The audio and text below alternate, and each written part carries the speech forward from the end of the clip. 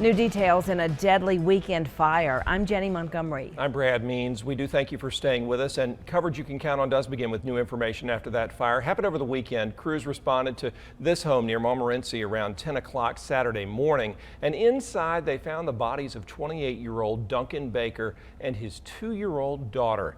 The family's home is on Old Tory Trail in Montmorency, about 8 miles outside of the city of Aiken off Highway 78. Still there in Aiken County. Tonight, News Channel 6 investigation is uncovering new details about the family involved in this fire. Ashley Bridges is here with those details in our big story at 6. Brad, the home is blocked off by crime scene tape and neighbors are grieving. The last thing they want to do right now is speak out. So after a tip, we looked into the relationship between the deceased father and his wife. Turns out the couple was going through a divorce.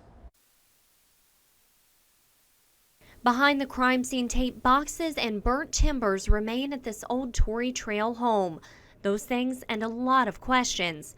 The Montmorency community is struggling to make sense of an arson that killed a 2-year-old little girl and her 28-year-old father, Duncan Baker. Any type of arson seems kind of crazy, but certainly with people in a structure makes it just a heinous sort of event. Aiken County investigators know this was in fact an arson, not an accidental fire, because the fire ignited from multiple places within the home. It's just an indicator that there was no accidental ignitions from what the investigator has determined. The families involved are not yet speaking out. The family's going through a lot of trauma right now, as it is on both sides, the dad's family and the baby's family.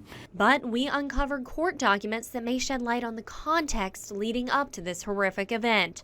The child's mother filed for divorce from Baker in January on grounds of physical cruelty. A judge's orders mandate that the little girl's visits with her father be supervised by her paternal grandfather, although it is not known where he was when the fire started. Investigators say they don't know who set this fire yet, and it would be irresponsible to jump to any conclusions. What they do know is that a father and his child are dead. The death of a child is always traumatic. I mean, as parents, we don't have an expectation that we're going to ever have to deal with a situation. And dealing with their grief is giving investigators an increased incentive to solve this case. As a dad, it's really hard to wrap your arms around, and it causes some anger. According to the parenting plan that we discovered, that little girl was supposed to be returned to her mother at 6 o'clock on Saturday night so that they could spend Mother's Day together. Jenny?